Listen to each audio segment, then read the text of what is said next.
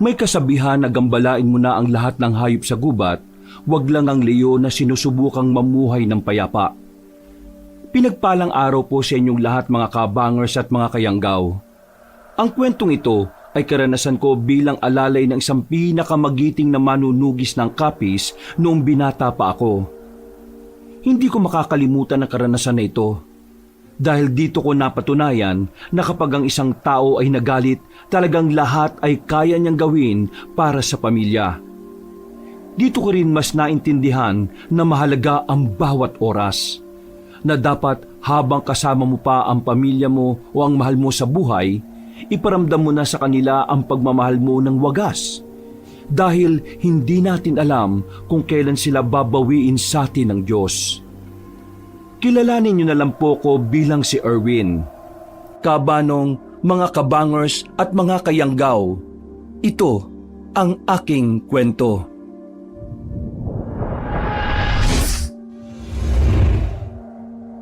Bago nga pala magsimula ang ating kwento, sana'y mapindot niyo muna ang subscribe button at ang notification bell para lagi kayong nanonotify pag may bago tayong mga kwento. At huwag niyo rin kalilimutan mag-like at comment. Napakalaking tulong po ito sa ating channel para mas makapagatid pa kami sa inyo ng mga magaganda at mga nakakapangilabot na mga kwento.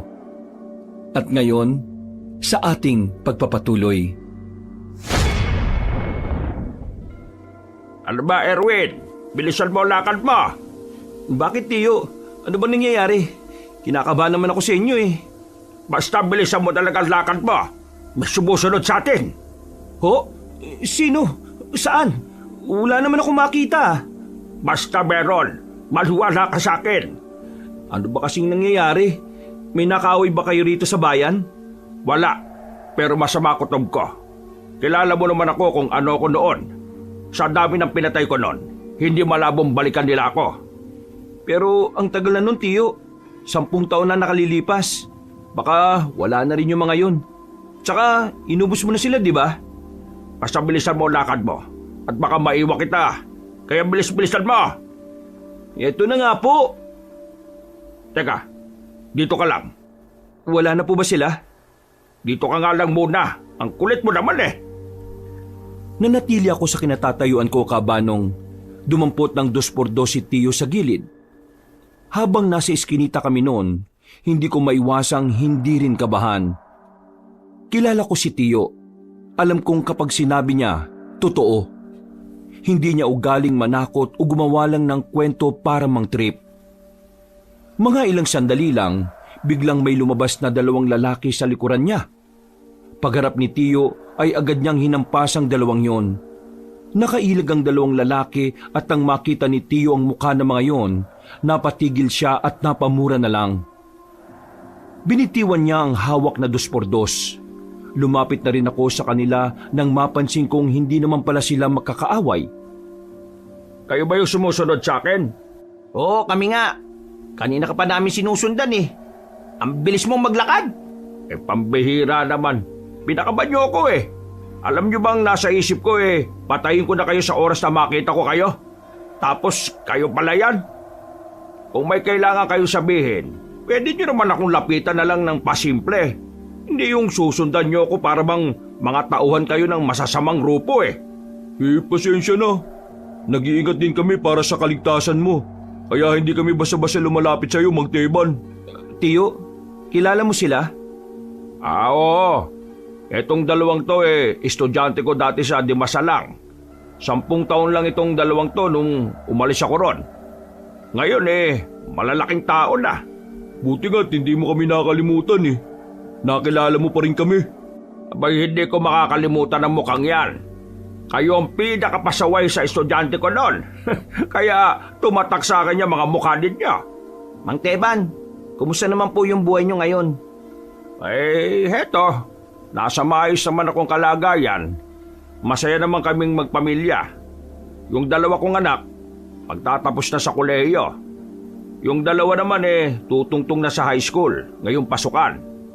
Ay, siya nga pala. Eto si Erwin, pamangking ko. Palagi kong kasama yan dahil sa bahay lang din naman namin siya nakatira. Magandang hapon sa inyong 2. Kinagagal ako kayo makilala. Badang ang pangalan ko. Ito naman si Wilberto.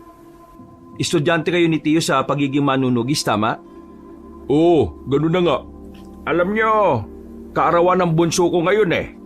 Tingnan nyo, meron kaming biniling cake at pansit. Nagpaluto rin kami ng iba pang handa sa bahay. May ginagawa ba kayo ngayon? Gusto nyo, sumama na kayo sa bahay, kain tayo. Nagkatinginan ng dalawang lalaki, Kabanong. Nawala sa mukha nila ang ngiti na kanina lang ay kitang-kita namin. Nagtaka naman si Tiyo. Bigla ring sumeryoso ang mukha niya dahil sa reaksyon ng dalawa. Oh, bakit? Anong problema? Meron ba? Ang totoo, kaya ka namin sinusundan. Kasi meron kaming mahalagang bagay na gustong sabihin sa iyo eh. Mang Teban, sana bumalik ka na sa samahan. Kailangan ka ng mga bagong henerasyon ng manunugis eh. At yan ang dahilan kung bakit nyo ako sinusundan. Ang pabalikin ako sa trabahong inalisan ko na 10 taon na nakakalipas. Alam kong hindi maganda na ito kagad ang bungad namin sa iyo. Pero ayaw naming magsayang ng oras eh. Bawat minutong lumilipas, nalalagay sa panganib ang samahan. Mas lumalaki ang tsansa na malagay sa peligro ang buhay ng maraming tao. Diretsuhin nyo na nga ako. Ano ba pinagsasasabi nyo? Nakatanggap kami kasi ng report mula sa konseho. May mga namataan na aswang sa South. At hindi lang sila basta mga aswang ha. Nakumpirma ng ibang grupo na ang mga aswang na yun kasama sa naging labanan sa bundok 10 taon ang nakakalipas. Ibig sabihin, hindi nyo naubos yung mga aswang na yun. May ilang nakatakas. At ang mga nakatakas na yun ay may balak na bumalik. Naghahanda na sila, Mang Teban. Aba, imposible yung sinasabi ninyo. Sinigurado namin no na talagang naubos na namin silang lahat eh. Pagkatapos ng labanan sa bundok, sinuyod pa namin yung buong gubat. Ang mga abandonadong baryo, pati na rin yung South, pinuntahan namin. Wala na kami nakita mga aswang eh. Kaya hindi ako maniniwala na meron silang namataan na aswang sa South. Ako mismo magpapatunay na natalo namin silang lahat. Kung sino man yung mga taga-konseho na nagsabi sa inyo, gusto lang nilang pabalikin ako. Wala nang iba pang dahilan. Lihiti mo ang impormasyong nakuha namin. Kami mismo. Nakumpirma namin nung nagpunta kami ng South. Pero kami nakita mga bakas ng aswang. Nakita nyo ng pisikal na may nabubuhay pang aswang? Hindi. Pero may mga palatandaan kami at mga bakas sa kanila. Hanggat hindi kayo nakakapagbigay sa akin ng matibay na ebidensya na meron pang aswang, hindi ako maniniwala. Pasensya na ah. Pero sinayang nyo lang yung oras nyo. Hindi na ako babalik sa samahan. Kaya ako nga sila inubos nun eh.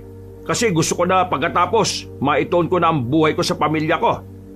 Ngayon, masaya na ako. Namumuhay kami ng tahimik. Nasusubaybayan ko lahat ng magagandang pangyayari sa buhay ng mga anak ko. Kaya hindi na ako babalik sa trabaho na iniwan ko matagal na. Pero Mang Teban, wala kaming pinuno. Wala kaming sinusundan. Wala kaming gabay. Ikaw lang yun kung sakaling babalik ka. Kailangan ka namin, hindi nyo ako naiintindihan dahil mga bagito pa kayo. Kapag matagal na kayo sa ganyang trabaho at nagawa nyo na lahat ng dapat, darating kayo sa punto na gugustuhin nyo lang na mamahinga sa katahimikan kasama mga mahal ninyo sa buhay. Sa ngayon hindi nyo pa yan mararamdaman. Kasi masaya pa kayo sa ginagawa nyo eh. Hindi ka ba naging masaya sa ginagawa mo noon? Naging masaya ba ako noon? Abay oo naman. Pero ang makitang unti-unting nalalaga sa mga taong itinuring ko na rin pamilya, ang makitang isa-isa silang namamatay dahil sa mga aswang na yon, pinakamasakit sa akin yon. Kaya ngayon, ayoko nang bumalik. Payapa na ang probinsya, payapa na ang Capiz, wala nang mga aswang. Gawa-gawa lang ng konseho mga nakarating sa inyo. Yung mga palatandaan, yung mga bakas, matagal nang nandun yun. Pero yung mga gumawa ng bakas, wala na sila. Paano kung totoong may nabubuhay pang aswang? Paano kung bigla silang umatake? Hayaan mo nilang ba na may masaktan at mamatay? Tapos ikaw, masaya na sa buhay kapiling ng pamilya mo? Ay, Brad. Hindi ko na gusto yung sinasabi mo Magdahan-dahan ka sa mga salita mo. Nagsasabi lang naman ako ng pwedeng mangyari. Pero pasimple mong sinisisi si Tito sa pagkakaroon niya ng tahimik na buhay Kung sakali mang mangyari ang sinasabi mo, wala na siyang kasalanan dyan. Kasalanan nyo na yan. Kasi kayo nang in charge dyan At hindi na si Tio na wala na sa serbisyo. Brad, hindi mo naintindihan Sa larangan namin, tungkulin muna bago ang iba. Wala na nga sa tungkulin si Tio. Ano bang hindi nyo maintindihan doon? Kaya nga kinakausap namin siya para bumalik siya kasi kailangan siya. Ayaw nga Mahirap bang intindihin kapag ayaw? Pag ayaw, ayaw na. Alam nyo, kahit 10 taon na kayo sa samahan, mga bago pa rin kayo sa paningin ko. Hindi nyo pa naranasan na talagang humarap at makipaglaban sa mga aswang. Kapag naranasan nyo na ang naranasan ko, baka doon nyo palang maintindihan tama lang pala na pangarapin kong mabuhay na lang ng tahimik.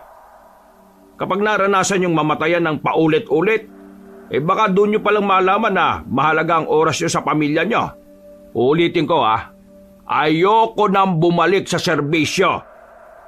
Ang buong buhay ko ilalaan ko na sa pamilya ko. Hanggang sa huling hininga ko. Gusto ko pamilya ko kasama ko. Kaya wag nyo na akong pinipilit.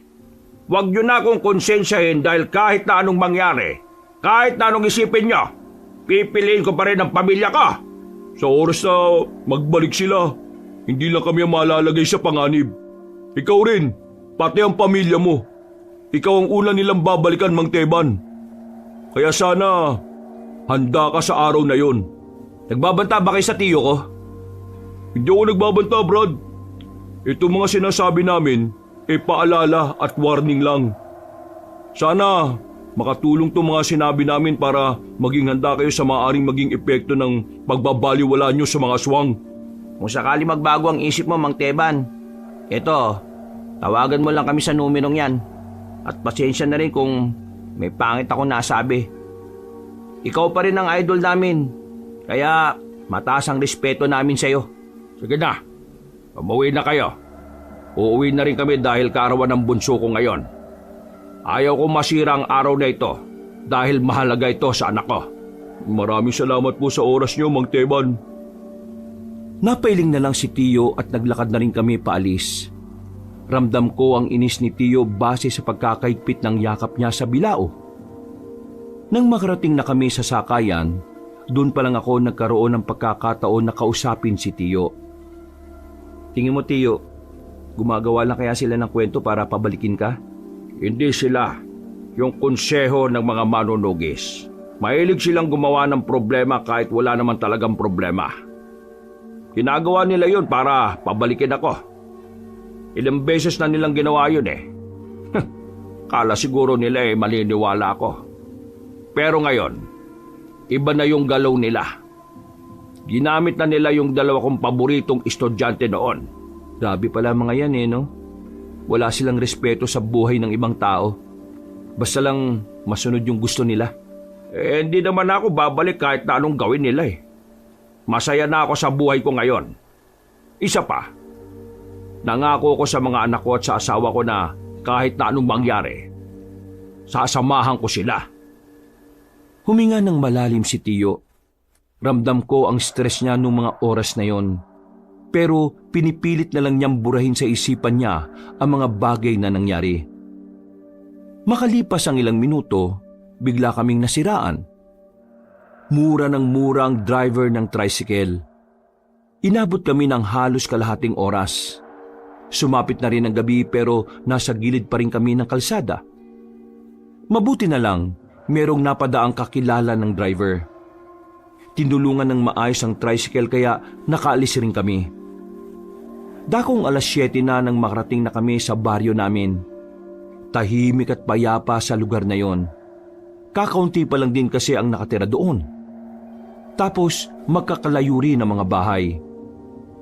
Nako, magugustuhan to ni Bunso. Nung nakarampa gusto na niyang tumikim ng cake Ang sabi ko, hintayin na lang niya yung birthday niya. Hindi makapaghintay yung loko Alam niyo ba na kinukulit din ako nun? Nabigyan ko siya ng pera para makabili daw siya ng cake. Sabi ko, wala naman akong pera eh. Kasi nag-aaral pa rin ako. Ang kulit eh. Yan talagang bunso ko. Oh. Kahit 15 anyos na akala mo baby pa rin eh. Hindi ko naman yun matanggihan kasi nung nasa serbisyo pa ako, hindi ko siya madalas makasama. At baby pa kasi siya noon. Ngayon na ako nakakabawi sa kanya eh. Swerte nga po ng mga pinsan ko sa inyo eh. Ang buti niyong ama. Swerte ako sa kanila. Sila ang lakas ko eh. Oh, nandito na pala tayo. Mula sa gate, may ilang metro na daan papunta sa pinakabakuran at napangiti pa si Tio sa sobrang pagkasabik. Iniisip namin kung ano ang magiging reaksyon ng bunso niyang anak. Pagdating namin sa bakuran, nakita naming nakabagsak ang kaldero sa lapag. Tahimik din ang loob ng bahay. Himalang walang tao sa labas. Naabutan din namin ang naiwang pinapakulong baboy sa salangan. Mayroong napansin si Tio sa lapag. Pagtingin namin, dugo.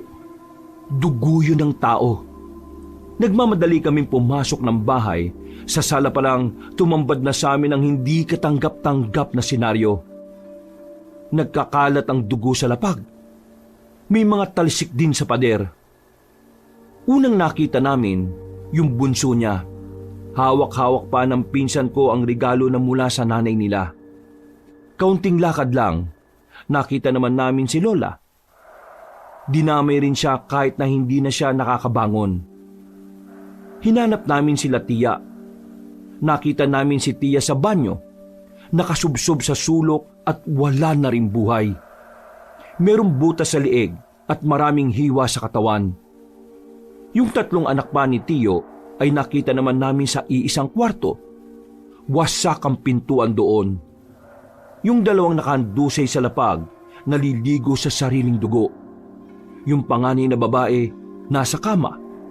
Marami ding hiwa sa katawan. Merong malalim na hiwa sa leeg. Hindi. Hindi. Hindi ito totoo. Palaginip lang to. Palaginip lang to. Pinilit kong kumbinsihin ang sarili ko na ang mga nakita namin ay panaginip lang. Pero sa tuwing ididilat ko ang mga mata ko, yun at yun pa rin ang nakikita namin. Ang dating masaya at masiglang bahay, tila naging impyerno. Naging imahe ng karahasan at kamatayan. Napaupo na lang si Tio sa gilid. Aligaga ang mga mata niya. Hindi mapakali ang kamay niya. Para siyang mababaliw.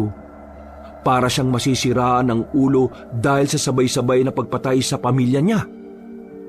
Nung mga oras na yon, kabanong, kahit papaano ay nakakapag-isip pa ako ng maayos. Kaya agad kong tinawagan ng barangay. Dumating sila matapos ang ilang minuto. Kasunod naman noon ang mga pulis. Galing po kami sa bayan. Bumili lang kami ng cake at pansit. Pag-uwi namin kanina, eto na yung inabutan namin. Kaaway? Wala namang nakaaway si Tio. Mabuti siyang tao. Lahat naman ng kalugar natin nakakasundo niya. Kaya hindi ko talaga alam kung sino ang pwedeng gumawa ng karumal-dumal na to. Ang daming pinagtatatanong ng pulis. Pero ilan sa mga yon ay hindi ko na rin kinayang sagutin. Wala kasi talaga akong ideya kung ano ang tunay na nangyari. Kung sino ang mga salarin. Si Tio naman, natulala lang siya habang pilit kinakausap ng mga pulis. Hindi siya makausap na maayos. Parang tinakasan siya ng kasiyahan. Sa isang iglap, nagbago ang tiyuhin ko. Mabilis na lumipas sa mga araw, dumating ang araw ng libing ng mga pinsan ko at tiyahin at lola. Marami nang nakipaglibing. Mga kakilala, mga kaibigan, at pati na rin mga opisyales ng barangay. Talaga kasing maraming natutuwa sa pamilya nila. Bukod kasi sa mabait sila sa lahat, tumutulong din sila sa mga kalugar nila. At kahit ako, saksi ako noon. Tio, babagsak na ang ulan Kailangan na nating umuwi. Hindi nagsalita si Tiyo. Wala siyang kahit kaunting tugon sa akin. Nakatingin lang siya sa libingan ng mga anak at asawa niya matapos siyang sementuhin. Tinapi ko na lang siya sa balikat. Hinayaan ko na lang muna siyang lubusin ang oras niya at nauna na muna ako sa bungad ng sementeryo. Maya-maya pa, bumagsak na ang malakas na ulan. Agad naman akong sumilong sa puno ng mangga. Habang ang tiyuhin ko, nanatiling nakatayo lang doon. Wala siyang pakialam kung nauulanan na siya. Parang hindi niya rin nararamdaman ang lamig ng panahon. Ilang beses ko na siyang binalikan, pero hindi siya sumasagot. Kahit paglingon sa akin ay hindi rin niya ginagawa. Awang-awa ko sa kanya noon, Kabanong. Pero hindi ko rin alam kung ano ang gagawin ko para gumaan ang pakiramdam niya. Makalipas ang 1 linggo, nagagawa ko ng kausapin si Tiyo, pero hindi naggaya ng dati. Matipid na siyang magsalita at para bang palaging walang gana. Ang laki rin ng pinagbago ng bahay noon. 6:00 pa lang ng umaga ay maingay na sa loob. Pero mula nang mamatay si Tia, kahit 3:00 na ng hapon ay parang madaling araw pa rin sa sobrang tahimik. Kakatono ko lang yan nung nakaraang araw. Nawala na naman pala ulit sa tono. Maluwag na yata yung pinakakabitan ng string, Tiyo eh. Siguro. O sige na, umuwi ka na muna sa inyo. Ho? Teka, bakit naman ako uuwi sa amin, Tiyo? Ayaw mo na ba ako nandito? May kailangan lang akong gawin. Kailangan gawin? E di, sama ako dyan. Hindi ka pwede, kaya umuwi ka muna sa inyo. Mas makabubuti yon. Ho? Bakit naman? Huwag niyong sabihing... teka, babalik ka na ba sa pagiging manunugis? Kaya ba nakita kita nung nakaraan na nililinis mo yung mga gamit mo? Hindi nagsalita si Tiyo, Kabanong. Nakatingin lang siya sa malayo. Walang ngiti. Walang kahit na anong emosyon. Pero kahit na ganon, ramdam ko sa kanya ang matinding pangungulila. Nararamdaman ko sa kanya ang kalungkutan. Mamaya alis na ako. Bukas ang balik ko. Kapag nakita pa kita rito sa bahay na ito, ihahatid na kita sa inyo. Ang gara niyo naman, Tiyo. Akala ko ba magkasama tayo sa kahit saan? Bakit parang tinataboy mo na ako? Mas maganda nang itaboy kita, kesa naman mapahama ka pa. Handa naman ako matuto para... Pwede bang makinig ka muna sa akin, Erwin? Bakit ba ang tigas ng ulo mo? Ano bang mahirap intindihin doon? Hindi ko kasi maintindihan kung bakit binali mo yung pangako mo sa pamilya mo na kahit na kailan, hindi ka nababalik doon. Kailangan kong bigyan ng hustisya ang kamatayan nila. Hindi mo ako maintindihan. Tingin nyo, magiging masaya sila sa gagawin nyo? Paano kung ikaw naman ang mawala? Tapos ngayon, ayaw mo pa akong isama? Ayaw kitang isama dahil ikaw na lang ang meron ako, Erwin. Ikaw na lang ang pamilya ko. Kapag pati ikaw ay napahamak, mas lalong hindi ko mapapatawad ang sarili ko. Baka ikabaliw ko na kapag pati ikaw ay mawala sa akin. Kaya sana maintindihan mo ko. Hayaan mo kong gawin ito dahil ito na lang ang nakakapagpagaan sa kalooban ko. Napasandal na lang ako sa dingding at napabuntong hininga, Kabanong. Naintindihan ko naman si Tiyo. Alam ko na hindi madaling tanggapin ang lahat ng nangyari, lalo na't biglaan lang ang pagkawala nila. Ibig ba nitong sabihin, tama yung 2 estudyante mo? Nagbabalik na ang mga aswang?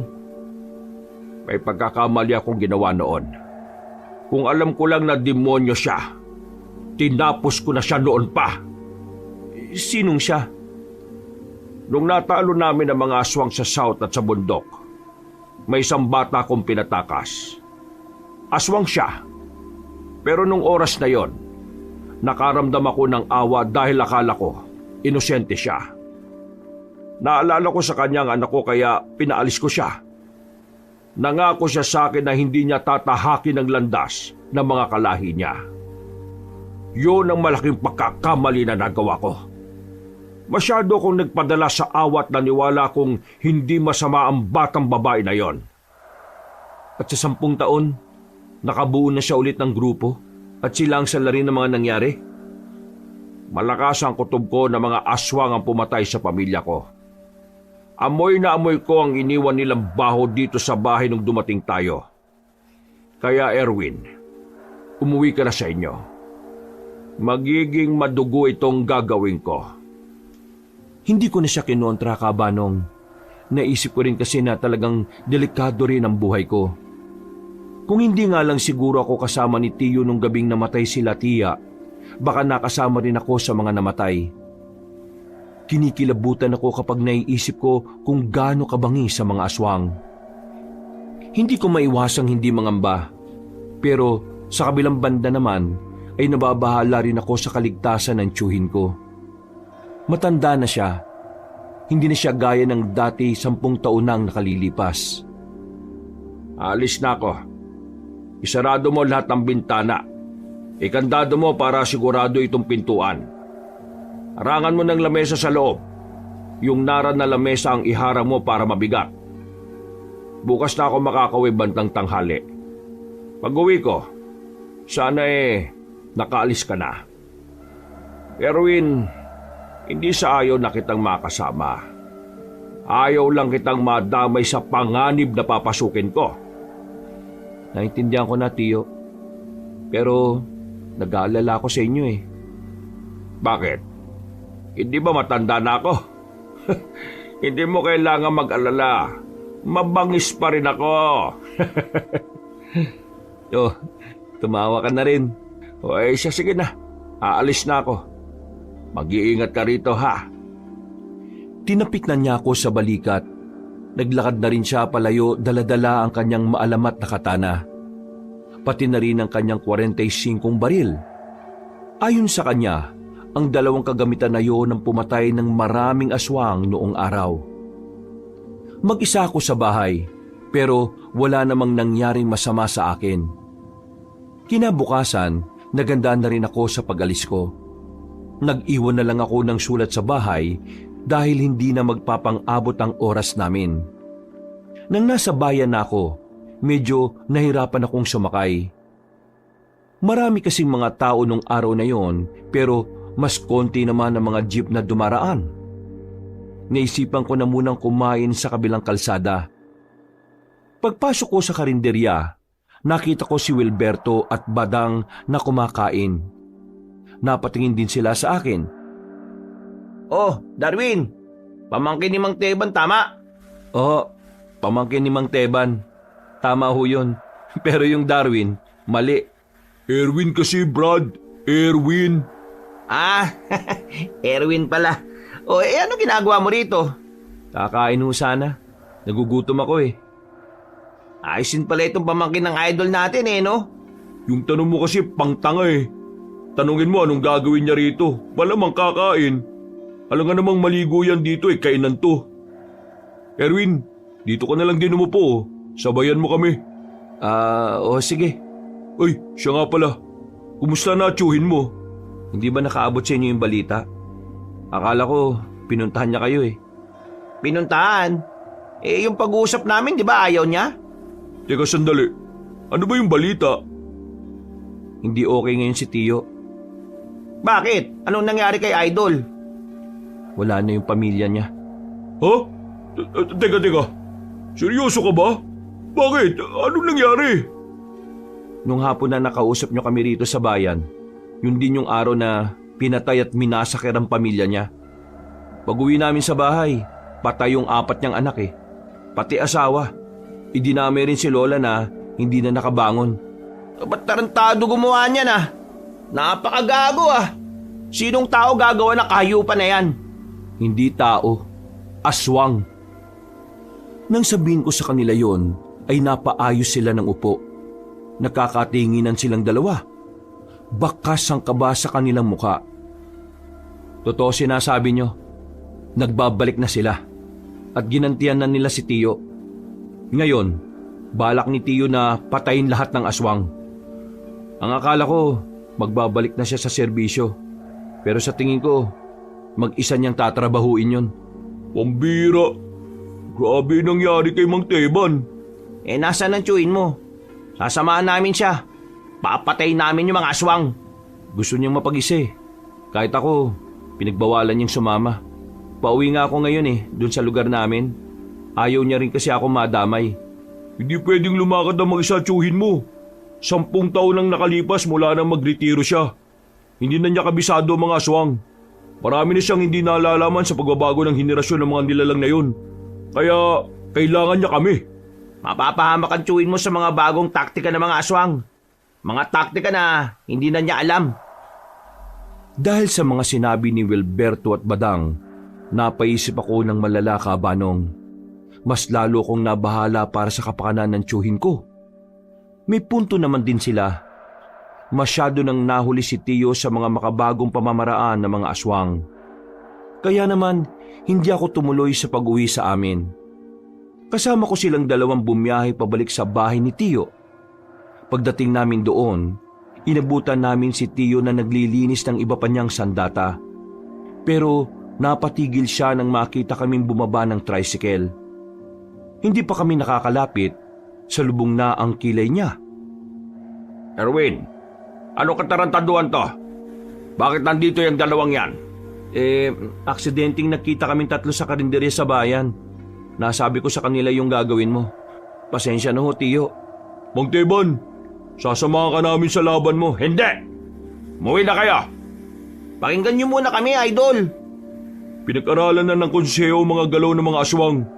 Kung hayaan mo kaming tumulong, malaki may tutulong na mga impormasyon na pwede naming makuha sa konseho. Mang Teban, ang mga aswang ngayon hindi na gaya ng aswang 10 taon na nakalipas. Iba na sila. Mas matalino na sila ngayon, hindi gaya noon. Sinasabi mo bang mga inutil ang mga aswang noon? Kaya sila natalo. At dahil matatalino na sila ngayon hindi ko na sila kakayanin? Hindi naman sa ganun. Ang sinasabi ko lang, meron silang bentay sa maraming aspeto dahil makabago na rin ang pamamaraan nila ng pag-atake. Napakinggan ko na kayo. Sige na, umalis na kayo. Hindi ko kailangan ng tulong ninyo. Ikaw, Erwin, umalis ka na rin at huwag ka nang babalik dito kahit na kailan. Naintindihan mo ako? Tiyo, may punto naman silang dalawa Bakit ba ayaw niyong tanggapin yung tulong nila? Labang ko tong mag-isa. Walang pwedeng makialam. Personal ito. Personal! Hindi niyo ako maintindihan Maliban na lang kung papatayin din ng aswang ang mga pamilya ninyo. Kaya bago pa ako magalit ng tuluyan, umalis na kayo rito! Alis! Napapailing na lamang kami, Kabanong. Wala kaming nagawa kundi ang sundin ang sinabi niya. Lumabas na lang kami ng bakuran at naglakad palabas ng gate. Sabi ko na sa inyo intindi na lang natin. Hindi rin naman kasi madaling tanggapin ang nangyari. Para sa akin, normal lang yung nagiging reaksyon at ugali niya ngayon. Mabuti pa palipasin na muna natin. Hindi natin to pwedeng palipasin. Habang lumilipas sa mga araw, mas lalong malalagay sa panganib ang buhay niya. Malakas ang loob ng mga aswang. Parang alam na nila na wala na sasamahan si Mang Teban kaya hindi sila natatakot. Hindi na namin pinilit pa ang gusto namin. Umalis na kami roon. Dahil hindi ko pa gustong umuwi sa amin, makikitira muna ako sa kanilang dalawa. Total, magkasama naman daw sila sa iisang bahay. Ilang minuto lang ang nakalipas, nakabalik na kami sa bayan. Maayos at maganda naman ang bahay na tinitirhan ng dalawa. Kaya palagay ko, magiging komportable naman ako ron. Pasensya ka na Ito lang bahay namin. Ang ganda nga Babalikan natin si Mang Teban bukas. Kailangan natin siyang makausap ulit. Hindi ba dapat palamigin muna natin yung ulo niya? Wala na tayong dapat sayangin na oras. Hindi natin alam ang binabalak ng mga aswang Tahimik ng gabing yon. Habang nakahiga ko at nakatingin sa kisame, hindi mawala-wala sa isipan ko si Tiyo Teban. Kahit alam ko naman kung gaano siya kahusay na manunugis noon. Hindi ko pa rin maiwasan na hindi mag-alala para sa kapakanan niya. Dahil sa kakaisip ng kung ano-ano, dinalaw na rin ako ng antok. Maayos ang gising ko kinabukasan. Iniwan ako ng dalawa at bumalik sila bandang hapon. Wala kaming sinayang na pagkakataon. Agad na rin kaming bumiyahe papunta sa bahay ni Tiyo. Magbabaka sakali ulit kaming mapapayag siyang sumama kami sa kanya. Pero nang dumating kami roon, meron kaming nakitang matandang babae na nakagapos sa puno ng nyog sa gilid ng bahay niya. Buwaghag ang buhok ng matandang babae. Nanlilisik din ang mga mata nito. Mahahaba din ang kuko. Lalapitan ko sana para kausapin pero pinigilan ako ng dalawa. Ayon sa kanila, aswang ang nakagapos noon. Anong ginagawa nyo rito? Ilang beses ko bang sasabihin na hindi ko kailangan? Tignan nyo, sisiw lang sa akin ang paghuli sa isang ito. Patunay lang yan na kaya ko pa rin gumalaw kahit wala akong kasama. Tiyo, saan mo kinuha yan? Hindi na mahalaga yon. Ang mahalaga, nandito siya at pipigain ko siya. O ano, di ba kaya alis? Anong gusto niyo makita? Kung paano ko pagsasalitain ng matandang ito? Kinuha ni Tiyo ang tubo sa silong ng bahay. Lumapit ito sa matandang babae at tinukoy ang dulo ng tubo sa ulo nito. Umangil naman ang aswang na yon. Galit na galit. Naglalaway at lumalabas pa ang mahaba at matulis nitong dila. Tanda, sabihin mo sa akin kung nasaan ang iba mong mga kasama. Kung hindi ka magsasalita, pahihirapan lang kita. Wala akong alam sa sinasabi mo. Wala akong kasama. Mag-isa lang ako namumuhay sa gubat. Wala akong kakilala. Hoy, tanda, hindi ako pinanganak kahapon. Para sabihin ko sa iyo, marami na akong pinatay na aswang noon. Kaya hindi na bago sa akin yung mga pinagsasasabi mo. Kung hindi ka magsasabi kung nasan sila, pahihirapan kita. Kaya ngayon, tatanungin ulit kita. Nasaan ang iba mong mga kasama? Bakit ba ang kulit-kulit mo? Wala nga akong kasama. Ano naman kung marami ka nang napatay na aswang? Anong mapapala mo sa akin wala nga akong alam. Wala kang alam ano yung mga nakita ko sa loob ng bahay mo? May mga larawan kayo. At nandun sa larawan na yon, ang mukha ng batang babae na pinatakas ko noon. Hindi mo ako maloloko. Magsasalita ka o ipatitikim ko sa iyo itong hawak ko. Bahala ka sa buhay mo. Wala akong sasabihin kasi wala akong alam. Ganun ba? Hindi nagdalawang isip si Tiyo. Hinataw niya ng malakas sa matandang babae ng tubo sa muka. Sa lakas ng pagkakapalo niya ay agad na dumugo ang bibig na matanda. Hindi pa nakontento si Tiyo. Nakailang ulit niya pang hinataw ang mukha nito pero hindi pa rin nagsasalita ang matandang aswang. Ngayon, sabihin mo sa akin, nasaan ang iba mong mga kasama? Wala akong kasama. Wala. Wala. Sige, tingnan natin. Subukan naman natin tong isang pamalo. Kinuha naman ni Tiyo ang maso. Pinalo niya ang tuhod ng aswang. Napaangil ng malakas sa matandang babae at pilit kumakawala sa pagkakagapos pero hindi ito nagtagumpay. Tiyo, mukhang wala ka namang mapapala dyan Bakit? Naawa ka ba sa aswang na ito? Kulang pa ito sa ginawa nila sa pamilya ko. Biglang pinalo ulit ni Tiyo ang aswang na yon sa kabilang tuhod. Pero tikom pa rin ang bibig ng aswang. Kita ko sa mukha ni Tiyo na parang nababanas na siya. Noong mga sandaling yon, aminado kong nakaramdam ako ng takot sa kanya. Kahit yung dalawang kasama ko, nakilala rin siya, ay hindi rin makapaniwala sa nakikita nila. Ang sabi kasi nila, hindi naman daw brutal si Tiyo noon. Pero hindi ko rin naman masisisi si Tiyo kung maging ganon ang trato niya sa aswang. Ang nilalang na yon ang dahilan kung bakit namatay ang pinakamamahal niyang pamilya. Mukhang hindi na kita mapapakinabangan, tanda. Kaya tingin ko dapat na kitang tapusin ngayon. Patayin mo na lang ako kasi wala kang mapapala sa akin. Kayong dalawa, di ba gusto niyong makatulong? Oo, ano may tutulong namin? Kalagan niyo itong aswang na ito. Kalad ka rin niyo papunta sa tulay.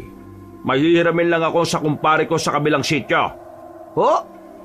Tiyo, ano bang gagawin nyo? Hindi na nagsalita si Tiyo at agad na ring lumabas ng bakuran, Kabanong. Si Badang at Wilberto naman ay sinunod ang utos niya. Tinanggal nila ang pagkakagapos ng matandang aswang. Hinang-hina na yon, kaya hindi na rin makakatakas kung sakali mang tangkain ito. Nang nasa tulay na kami, nakita na lang namin na meron ng paparating na truck. Papunta yon sa amin. Mabilis ang takbo, kaya ang tangi naming nagawa ay gumilid na lang. Nasagasaan ng aswang. Tumilapon at nagkanda bali-bali ang katawan. Bumaba sa truck si Tiyo. Nilapitan niya ang aswang para siguraduhin patay na ito. Nang mapansin niyang buhay pa rin, itinarak na niya ang dala niyang katana. Nawindang ako sa ginawa ni Tiyo. Hindi agad ako nakapagsalita. Buong akala namin ay ibang tao ang nakabangga sa aswang. Sinadya pala talaga ni Tiyo yun para mas maging masaklap ang kamatayan ng aswang. Mang Teban, wala na yan. Hindi na yan nakahinga. Loyal talaga to sa samahan nila. Kahit na anong paghihirap ang ipinaranas sa kanya, hindi siya nagsalita eh. Sige na, umalis na kayo. Bumalik na sa truck si Tiyo. Kami naman ay bumalik na rin sa bahay niya. Doon namin siya kinausap ulit, pero kahit na anong pakiusap namin sa kanya, hindi niya kami pinapayagan. Talagang nanindigan siyang hindi niya kami kailangan. Naiintindihan namin na personal ang dahilan mo, kaya gusto mong gumanti sa mga aswang. Pero sana, isipin mo rin na hindi basta-basta ang makakalaban mo. Kaya nga kami narito para tulungan ka eh. Hindi ka ba nakakaintindi? Pagiging matipid ba ang natutunan nyo? Nung hindi na ako ang naging guru ninyo? Pagiging makitid? Hindi naman pagiging makitid ang pagnanais na makatulong sa dating kasamaan ah. Ikaw ang makitid mag-isip dahil masyado kang emosyonal. Kaya minamasama mo mga nagmamalasakit sa'yo. Ano sinabi mo? Hindi ganyan ang Teba na kilala namin. Hindi ka brutal na tao. Yung Teba na kilala nyo ay matagal nang natapos. Ibang Teba na ang kaharap nyo ngayon. At ang bagong Teban ngayon ay wala nang alam sa bagong henerasyon ng mga aswang. Kaya dapat matuto kang humingi ng tulong. Sino ka ba sa kala mo? Para diktahan ako. Bagito pa lang kayo. Tama na yan, Brad. Hayaan mo na siya kung ayaw niya. Hindi pwede. Mapapahamak siya kung wala tayong gagawin. Mapapahamak? Minamalit mo ba ako? Tiyo, kalma lang. Hindi naman ganyan na ugali mo eh. Ano bang nangyari sa'yo? Huwag niyo lang akong pakialaman para wala na tayong problema. Papatayin ko ang mga aswang na yon sa paraan na alam ko. Kaya ang gawin nyo, umalis na kayo dahil nakakabala kayo sa mga gusto kong gawin. Wala kayong magagawa. Marami pa kayong kakainin bigas bago nyo ako mahigitan. Bakit? Ano bang tingin mo sa amin? Mga batang kulang sa kaalaman at karahasan. Kung yan ang tingin mo sa amin, sige, bahala ka sa buhay mo. Kapag napahama ka, sana wala kang sisisihin kundi sarili mo lang ha. Alberto, tara na. Huwag na natin pagsayangan ng oras ang matandang ito. Magaling at perpekto naman yata nung ininom niya yung reseta ng gamot na binigay sa kanya ng doktor niya. Alberto, tara na. Huwag na natin pagsayangan ng oras ang matandang to. Magaling at perpekto naman yata siya eh. Kaya na niya sarili niya. Tinakip na lang ako ni Wilberto sa balikat at naglakad na rin sila paalis. Naiwan ako sa harapan ng tiyuhin ko. Tumingin siya sa akin na masama. Kinabahan ako pero nagdesisyon akong samahan siya. Ano ba ginagawa niyo dyan? Sumunod na kayo rin sa dalawa. Hindi, dito lang ako. Isa ka rin eh. Hindi ka rin makaintindi. Umalis ka na nga para matahimik na ang buhay ka. Kahit naiwan kita rito, hindi naman magiging tahimik ang buhay mo eh. Alam mo kung bakit? Kasi puro potyang nandyan sa puso mo. Nagulat ako nang bigla kong hawakan ni Tiyo sa kwelyo. Tinulak niya ako padikit sa pader. Galit na galit ang tingin niya sa akin. Kinabahan ako noon dahil akala ko sasaktan niya ako. Pero binitiwan niya lang din ako. Umalis ka na. Gusto ko mapag-isa, Erwin. Hindi ako aalis, Tiyo. Alam kong gusto nila Tiha na bantayan kita. Kaya hindi kita iiwan dito. Hindi ko na alam ang gagawin ko. Ang tumatakbo lang sa isip ko, kailangan kong mapatay ang mga aswang para mapatawad ko ang sarili ko, Erwin. Kaya sige na, hayaan mo na ako. Hinayaan naman kita, Tiyo eh. Ang gusto ko lang naman, hayaan mo rin akong samahan ka. Hindi lang ikaw yung nawalan. Nawalan din ako ng pinsan, lola at tiyahin. Masakit din sa akin na nangyaring ito, Tiyo. Sobrang sakit din. Tuwing gabi, palagi kong naalala yung itsura nila nung datnan natin sila rito. Hindi lang naman ikaw ang nahihirapan eh. Ako rin. Hindi ko rin mapatawad ang sarili ko sa nangyaring yun. Nangako rin ako noon kay Tia na kahit na anong mangyari, puprotektahan ko ang mga pinsan ko. Pero wala na akong nagawa nung gabing yun. Kagaya mo, sinisisi ko rin ang sarili ko. Huminga ng malalim si Tiyo Kabanong. Umupo siya sa pintuan at napatingin sa malayo. Tinabihan ko rin siya at inakbayan. Tiyo, sasamahan kita. Sabay nating kukunin ang hustisya para sa kanila. Kaya sana naman, tulungan mo rin ako. Tulungan mo akong makatulong sa'yo. Maraming salamat. Maraming salamat talaga, Erwin. Naliwanagan na rin si Tiyo noong gabing yon.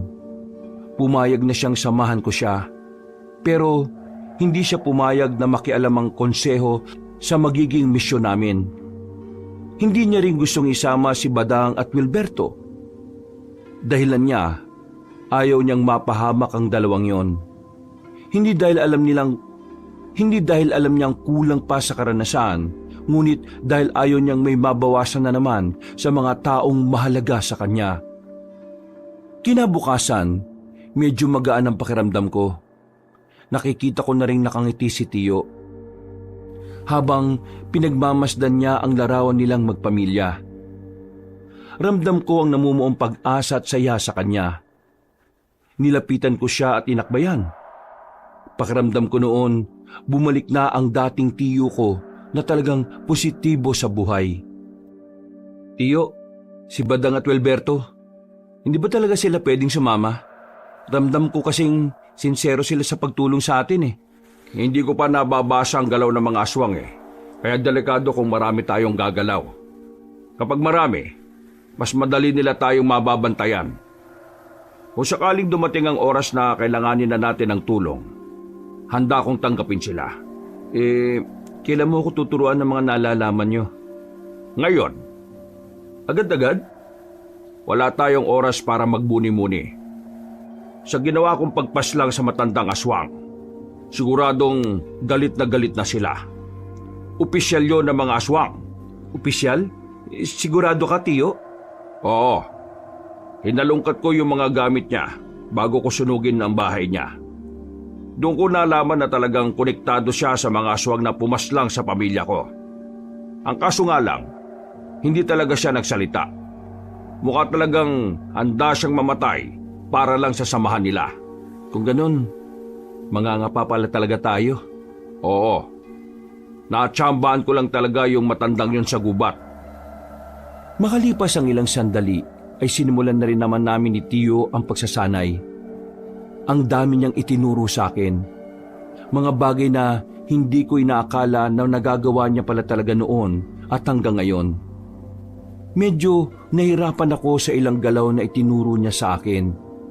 Pero lahat talaga ng yon ay natutunan ko lang sa maghapon. Mga bandang 6:00 ng gabi, nagpapahinga na kami habang humihigop ng tableya. Pawis na pawis ako. Pagod na pagod. At talaga namang bugbog ang katawan sa kakagalaw. Nung kaidaran mo ako, hindi ako ganyang kabilis matuto.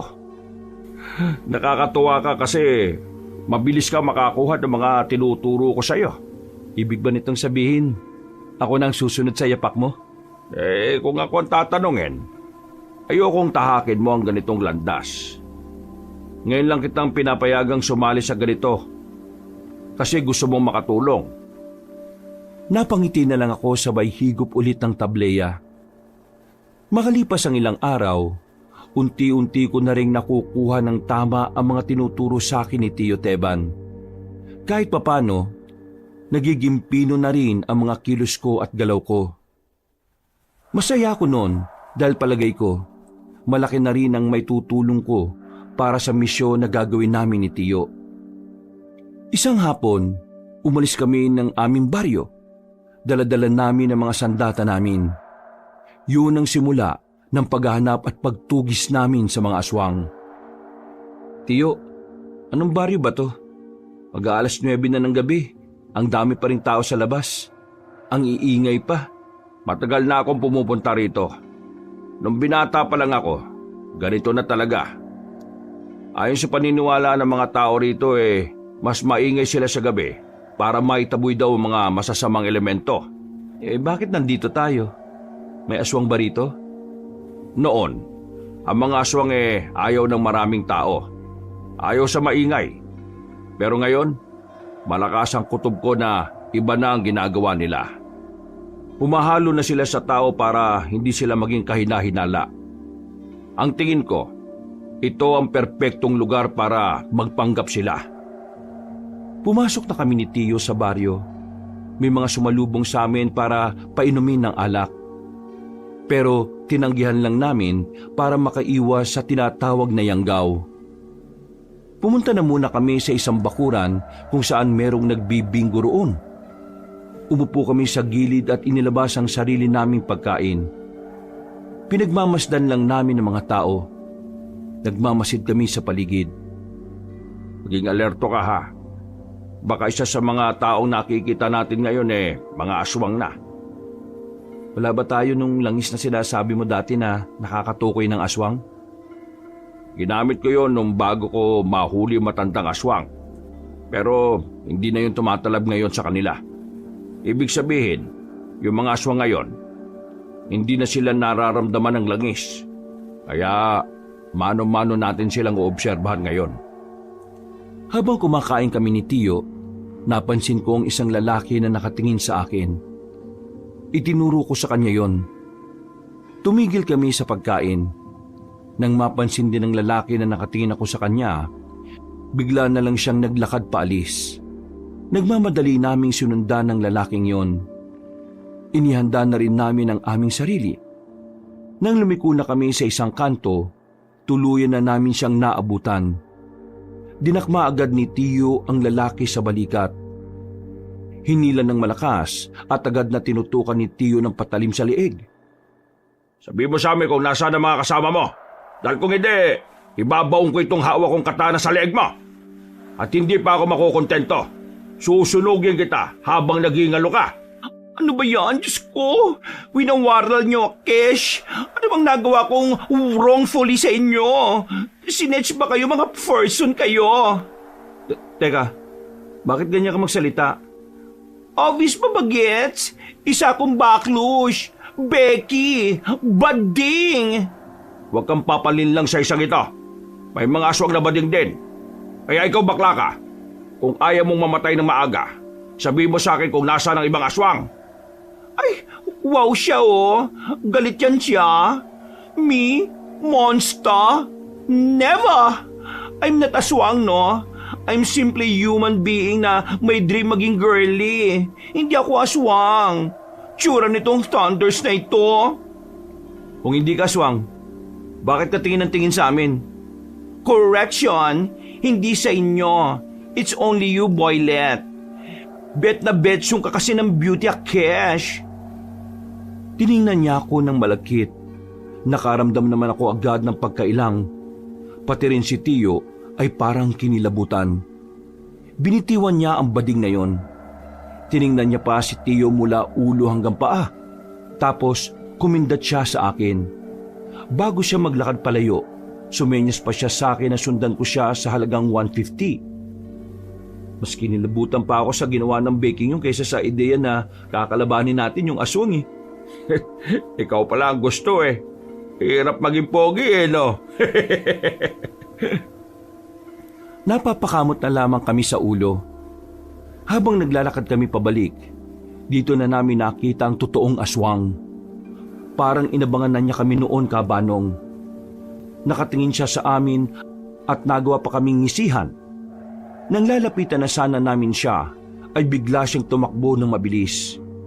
Hinabol namin siya ni Tio at wala na kaming pakialam kung makabanggaan namin ang iba naming makakasalubong na tao. Sa kakasunod namin, nakarating na kami sa isang abandonadong gusali. Madilim na roon at tanging ang kakaunting liwanag lang mula sa buwan ang nagsisilbing ilaw. Hindi na muna kami umabante. Sinuyod muna namin ang tingin ng buong paligid. Tiningnan ng likuran ng mga nakatambak na lumang gulong. Erwin, ganda mo sarili mo. May nararamdaman ako rito. Isa lang yon. Kayang-kaya natin yon, Tiyo. Hindi sila nag-iisa. Marami sila. Nang sabihin ni Tio ang bagay na yon, ay agad na dumaloy ang kaba sa aking kalooban. Parang biglang naglaho ang inipon kong tapang. Malakas ang loob mong hanapin kami. Ha! Pinahanga mo ako. Teka, Teban ba pangalan mo? Tama ba ako? Huwag kang umasta na parang ikaw ang pinuno ng mga salot na yan. Hindi mo ako maangasan. Ang mabuti pa, umalis ka na sa bubungan na yan. Bumaba ka rito at kalabanin mo ako kung talagang malakas ka. Ha! Yung sinasabi mo kasi ay lumang tugtugin na yan. Hindi na tanga mga aswang para magsayang ng oras sa sitwasyon na hindi kasama sa mga plano. Bakit ka magalit na galit? Kasi nalagas nga pala ang pamilya mo. Naalala ko na kung papaanong magbakawang nanay mong hindi na makabangon. Pati na rin yung asawa mong iyak ng iyak. Lumuhod pa nga sila nun eh. Ang kaso, hindi naawa yung pinuno namin. Kaya yun, pasensya na ha. Kasama ka pala sa mga pumaslang sa pamilya ko. Pwes, hindi mo na ako pahihirapan sa paghahanap sa'yo. Papatayin na kita ngayon. Ang kaso nga lang, wala akong panahon para lumaban sa'yo. Sapat na sa akin na malaman na kumikilos ka na para gumante. Ipaparating ko ito sa aming mahal na pinuno. Huwag kang duwag. Lumaba ka sa akin. Magaling lang kayo sa mga taong walang kalaban-laban sa inyo eh. Walang kalaban-laban? Hindi totoo yan. Sa katunayan, yung 4 mong anak eh makukulit. Sinubukan nilang kaming labanan. Ang problema, wala naman silang alam sa pagpatay sa mga kagaya namin eh. Kaya nangyari, sila namatay. Bakit? Masakit ba? Masakit bang mawala ng pamilya habang sinusubukan mong mamuhay ng masaya? Sobrang sakit ba? Kulang pa yan sa ginawa mong paglagas sa angkan ng mga aswang. Pasalamat ka ba nga nakasama mo pa sila ng ilang taon eh, bago sila pinatay? Tiyo, huwag kang makikinig sa kanya ha. Sinisira lang niya yung kaisipan mo para mawala ka sa focus. Totoo naman ang sinasabi ko ha. Masakit talaga mawala ng mahal sa buhay. Kaya naiintindihan ko kung bakit ka nagagalit, Teban. Pero inalulungkot kong sabihin sa iyo, hindi ngayon ang tamang pagkakataon para makaganti ka sa akin. Pero bilang pagpalubag loob, iiwan ko ang mga bata ko para kalabanin ka. Sila na lang ang pagbuntungan mo sa ngayon. Ayos na rin yan. Hindi na masama. Aswang din naman ang mga yan eh. Huwag kang umatras, huwag! Bye-bye! Magkikita pa naman tayo ulit eh. Hanggang sa susunod! Umalis na ang matandang lalaki, Kabanong. Saka naman kami pinalibutan ng mga aswang. Kitang-kita ko sa mukha ni Tiyo ang labis na galit. Tumataas na naman ang emosyon niya. Mga ilang sandali pa, sabay-sabay nang lumapit ang mga aswang. Hindi nagpatinag si Tiyo. Nilapitan niya rin ang mga yon. Namangha ako sa kung paano niya hinarap ang halos 6 na aswang. Habang ako naman ay isa lang ang kaharap ko. Wisit kang aswang ka? Ganyan pala mukha mo? Agad kong hinagupit ng itak ang aswang na yon.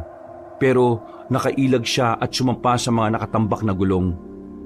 Kumuha naman ako ng bote sa gilid at binato ko sa pagbumukha niya. Nang tamaan siya, ay mas lalo siyang nanggigil sa akin. Nagmamadali niya akong inatake. Makailang ulit niya akong tinangkang kalmutin. Pero buti na lang ay alam ko kung paano iiwasan ang mga atake niya.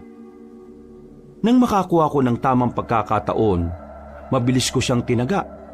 tinamaan na siya sa hita. Dahilan para bumagal ang galaw niya. Dahil doon, mas lalo akong nagkaroon ng lakas ng loob. Mabilis kong pinagtatataga ang aswang hanggang sa tuluyan na nga siyang mapahiga at malagutan ng hininga. "Tiyo, ayos ka lang?" Hindi niya ako sinagot. Napatingin na lang ako sa mga aswang na nakahandusay sa harapan ko. Nandilisik ang mga mata ni Tiyo at kahit meron siyang mga tama, parang hindi niya yun nararamdaman. Pinatay niya ang 6 na aswang na walang kahirap-hirap.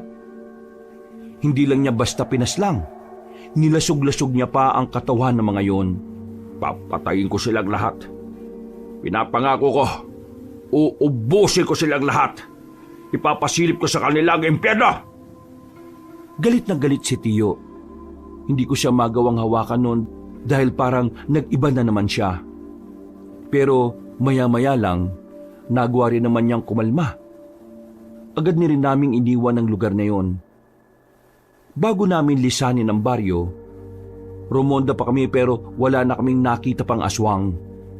Ang tanging inabutan na lang namin ay ang bahay na pansamantalang tinirhan ng mga yon. Pasensya ka na kanina. Hindi ko na naman nakontrol ang sarili ko. Nagpadala na naman ako sa emosyon ko. Naiintindihan naman kita, Tiyo. Malabang sa malamang, pinaghahandaan na rin nila ako. Kaya nga kailangan natin magdoble ingat eh. Kanina, madali lang nating natalo yung mga aswang.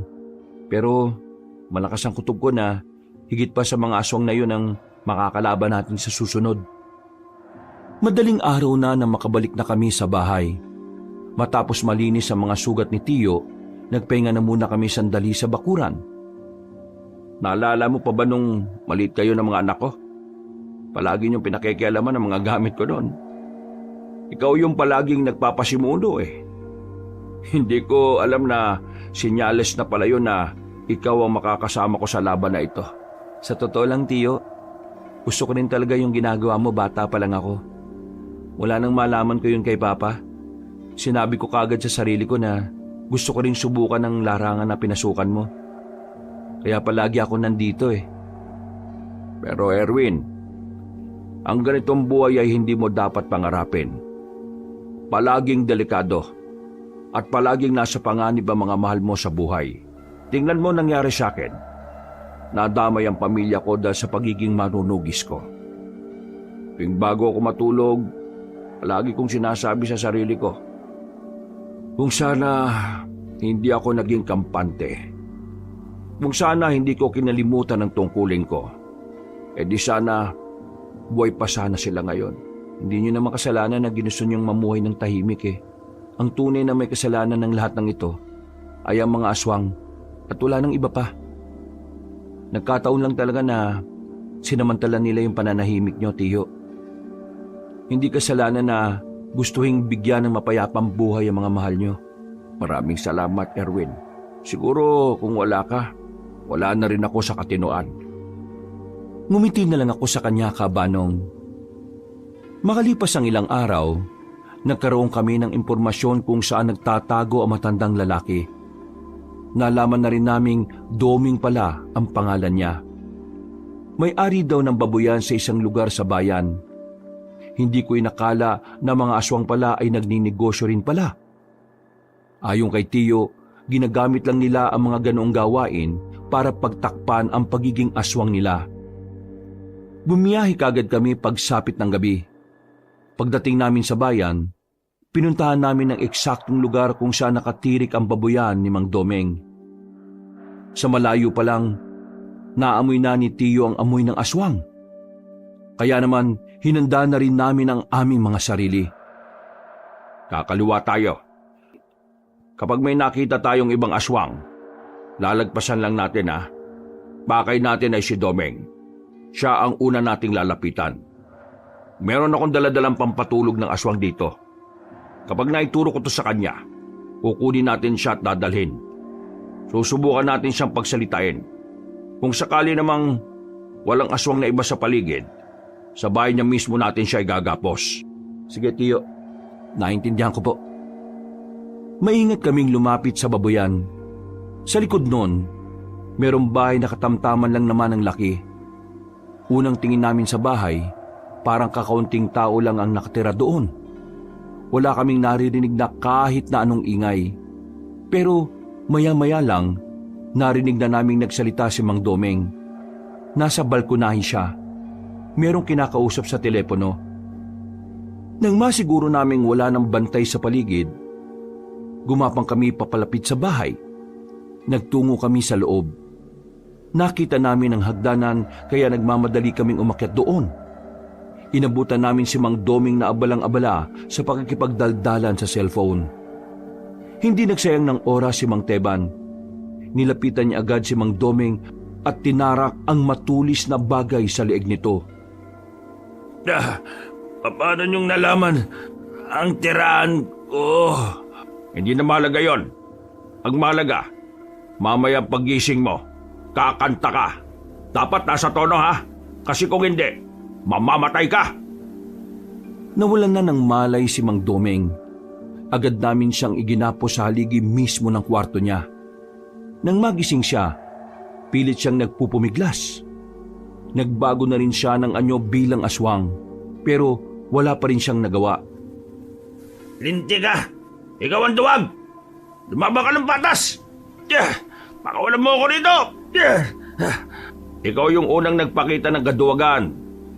Nang iwan mo ako nitong nakaraan, sinubukan ko lang gawin yung ginawa mo. Masaya pala. Meron lang naman kami mga itatanong sa'yo. Sagutin mo, para walang maging problema. At tingin nyo talaga, ilalaglag ko ang mga kasamaan ko? Manigas kayo! Magsalita ka, Domeng. Kailangan mo magsalita. Kasi kung hindi, baka pagsisiyan mo lang din. Kahit patiin nyo ako, wala kayong mababala sa akin. Hindi ko sasabihin sa inyo kung nasaan si Gabriela. Ganun ba? Sige. Kinuha ni Tio ang latigo niya sa bag. Pinalayo niya ako sandali. Hinagupit niya ng latigo si Mang Domeng. Sa sobrang lakas ng pagkakahataw niya, lumatay agad ang latigo sa balat nito. Isang latigo pa lang, dinugo na agad si Mang Domeng. Madali akong kausap, Domeng. Kung sasabihin mo sa akin ang kailangan ko, pwede pa kitang hayaang mabuhay. Hindi naman ako kagaya nyo ng mga siraulo. Sasabihin ko, sige, sasabihin ko na kung nasaan sila. Aray, Magsasalita ka rin pala, dami mo pang daldal. Si Gabriela at ang mga kasama namin, nasa nasa buwan! Tarantado pala ito, Tio eh. Nasa buwan? Sige, nasa buwan! May kinuha ulit si Tio sa bag niya.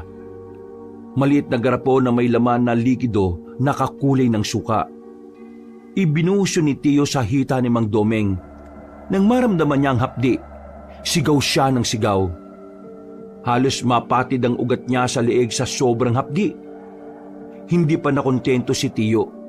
Binuhusan niya rin si Mang Domeng sa bandang ari nito. Aray, tama na!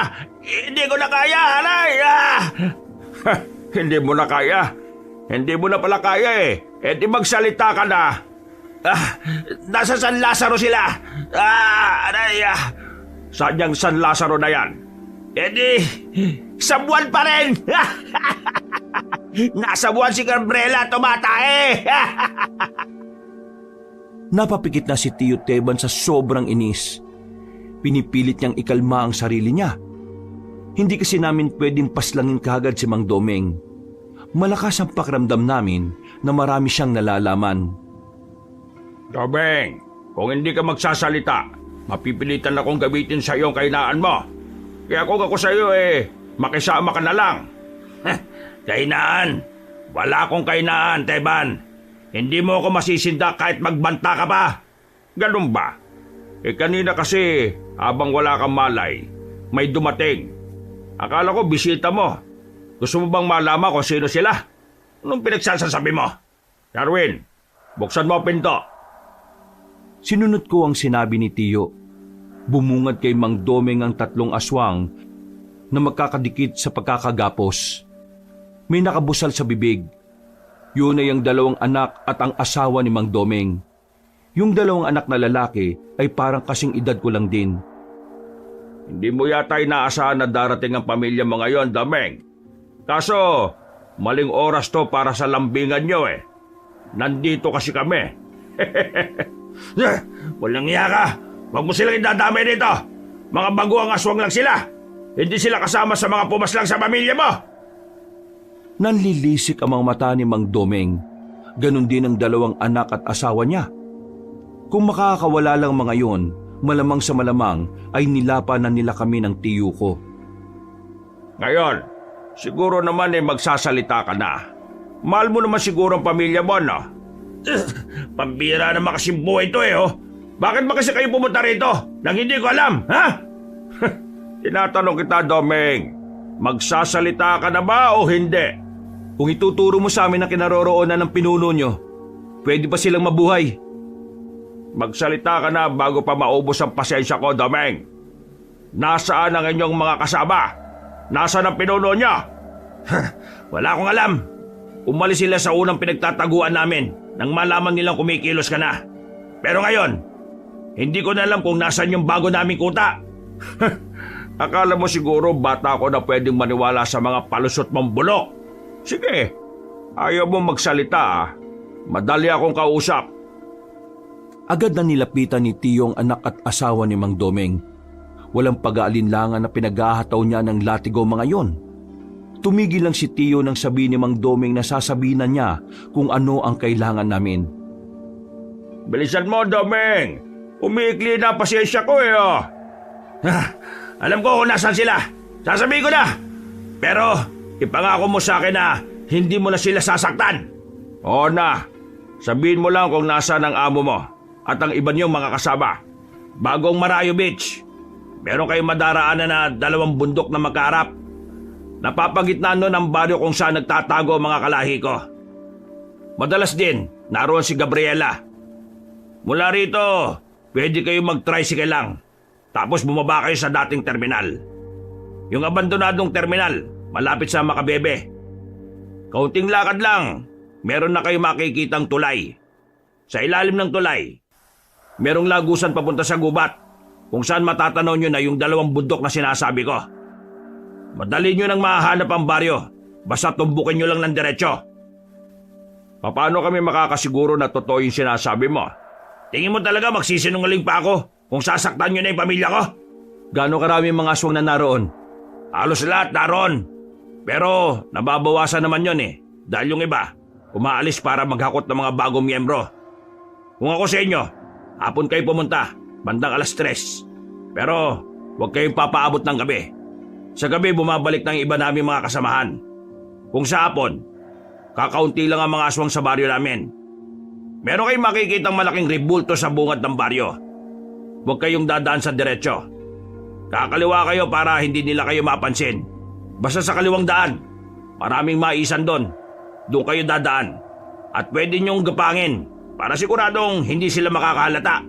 Ano ang binabalak ng mga aswang bukod sa pagganti nila sa akin? Akala ko ba ituturo ko lang kung nasaan sila? Ginawa ko na! Kagaya nga ng sinabi ko kanina, marami kaming itatanong sa'yo. Kaya sumagot ka na. Balak nilang pabagsakin ang konseho ng mga manunugis. Kapag nangyari yon, isusunod nila ang mga lokal. Tapos sa panguli, ang munisipyo rito sa bayan. Sasakupin nyo itong buong probinsya? Sasakupin? Anong mapapala namin sa lugar na ito? Hindi naman talaga rito nagsimula ang lahi namin. Anong motibo nyo sa mga binabalak nyo? Hindi itong kapis ang lupang sinilangan namin, kundi ang Gimaras. Kailangan lang namin burahin ang kapis sa mapa at tuluyang gawin itong lugar ng mga patay para magsilbing mensahe ito sa iba pang samahan ng mga manunugis. Para katakutan kaming lahat. Papatayin namin ang lahat ng tao rito. At magagawa lang namin yon kung mauna ka mamatay, Teban. Ikaw ang pinakabanta sa aming lahi. Ano pa mga nalalaman mo? Wala na. Yun lang ang mga nalalaman ko. Hindi rin naman kasi ako ang madalas kasama ni Gabriela kung hindi si Gina. Sinong Gina? Sino pa? Di yung una niyong pinatay. Siya ang kanang kamay ni Gabriela. Hindi siya nagsalita, no? Di ba? Oo. Kaya nga ikaw ang nasa panganib ngayon eh. Sinabi ko na ang lahat ng nalalaman ko. Kaya pakawalan niyo na ako. Pati na rin yung mga anak ko at ang asawa ko. Nakakalimutan mo na bang kasama ka sa pumaslang sa pamilya ko? Teka, anong ibig mo sabihin? Ibig ko lang sabihin, walang kapatawaran ang ginawa nyo. Buhay ang nawala, buhay din ang kapalit. Pero, nangako kayong hindi nyo sila sasaktan ah! Tiyo, wala ito sa usapan natin. Dinukot na ni Tio Teba ng katana niya. Sigaw ng sigaw si Mang Domeng. Nag-aapoy siya sa galit. Binubuhos na niya ang lahat na makakaya niya para lang makaalis sa pagkakagapos. Pero hindi pa rin siya nagtagumpay. Dumating sa puntong umiiyak na si Mang Domeng kaso walang naririnig si Tio. Ayop ka! Traitor ka! Hindi ka tumupad sa usapan! Nakikita mo ba itong dalawang anak mo? At itong asawa mo? Mawawala rin sila sa'yo ngayon! Tarantado ka! Wala kang isang salita, traitor! Ginagawa ko lang ang mga ginawa sa akin ng pinuno ninyo ngayon. Pinatakas ko siya noon at nangako siyang mamumuhay ng payapa. Pero ngayon, bumuo siya ng panibagong henerasyon ng mga aswang para patayin ang pamilya ko at para manggulo. Wala akong pakialam. Ang usapan natin, hindi mo nasasaktan ng pamilya ko kapag sinabi ko sa inyo ang kailangan ninyo. Mga bagong aswang lang ang mga yan. Walang kinalaman yan sa kahit na anong paliwanag mo. Wala na akong pakikinggan. Gantihan lang ang laban dito. Kinuha niyo ang buhay ng pamilya ko, Domeng. Kukunin ko rin ang buhay ng mga mahal niyo sa buhay. Nilapitan na ni Tio ang 3 bihag. Noong mga sandaling yon, nawala na ang tapang ng 3 aswang na nakagapos. Parang nagmamakaawa na sila kay Tio. Pero sa nakikita ko nun kay Tio, desidido na siyang parusahan ng mga yon. Tingnan natin kung ano ang pakiramdam ng mawala ng pamilya. Para kasing hindi mo pa alam eh. Si Raulo! Tarantado! Huwag mo silang idadamay! Wala silang kinalaman sa ginawa ko! Yung pamilya ko, may kinalaman ba sila sa ginawa ko? Di ba wala naman? Pero bakit nyo sila dinamay? Namumuhay sila ng payapa pero anong ginawa ninyo? Pinatay ninyo! Pati si nanay na hindi na makalakad, pinatay nyo rin! Ngayon, sabihin mo sa akin, mali ba ako kung pati mga mahal mo sa buhay na walang kinalaman ay idadamay ko? Nakikiusap ako sa iyo. Huwag mo silang idamay. Nagmamakaawa ko. Ako na lang ang patiin mo. Huwag lang sila. Hindi magiging patas kung hindi mo mararamdaman ang unti-unti nilang pagkawala. Kaya pasensya ka na, Domeng. Mas gusto kong makita mo kung papaano mawala ang mga to sa buhay mo. Noong mga sandaling yung kabanong, hindi ko na alam ang gagawin ko kay Tio. Wala na siyang pinakikinggan. Desidido na siya sa gagawin niya. Wala siyang pakialam kung inosente ang mga papatayin niya. Si Mang Domeng naman, iyak lang ng iyak. Nagmamakaawa, pero wala siyang mapapala. Masyado nang matigas ang puso niya. At kahit na anong gawing pagtangis ni Mang Domeng, hindi na lalambot ang puso ng tiyuhin ko. Wag! Panangawa mo na! Damhin mo kung gaano kasakit mawalan ng pamilya, Domeng! Pakiusap! Wag! Biglang hinagupit ni Tio ng katana ang isa sa mga anak ni Mang Domeng. Sumirit agad ang dugo nito at saka lumaylay ang ulo. Nanlalaki ang mga mata ni Mang Domeng na makitang patay agad ang isa niyang anak. Hindi pa nakontento si Tio. Isinunod niya ang isa pang anak na matandang aswang. Pinagtatataga niya hanggang sa tuluyan nitong malagutan ng hininga. Nilapitan naman ni Tio ang asawa ni Mang Domeng. Hindi rin niya yun pinalagpas. Agad niyang hinataw ang matandang babae sa leeg. Wala pang ilang minuto ay nalugutan na rin ito ng hininga. Napakasama mo! Napakademonyo mo! Mas demonyo ka ba sa akin, Teman? Ayop ka! Ako? Demonyo? Nahihibang ka na yata. Ikaw ang unang sumama sa malademonyong gawain ng amo mo. Ibabalik ko lang sa iyo ang pakiramdam. O ngayon, naintindihan mo na ba ang nararamdaman ko? Galit ka na rin ba ngayon sa mundo gaya ng galit na meron ako? Kinamumuhian mo na rin ba ang sarili mo dahil wala kang nagawa? Papatayin kita kapag nakawala ako dito! Papatayin kita! Ang kaso, hindi ka na makakakawala dahil ngayon din, isasama na kita sa kanila! Biglang hinugot ulit ni Tio ang kanyang mahabang katana. Mabilis niyang hinagupit si Mang Doming sa leeg. Hindi tumagal ng ilang minuto, nalagutan na rin ng hininga ang matandang aswang. Hiningal si Tio. Napaupo na lang siya sa gilid.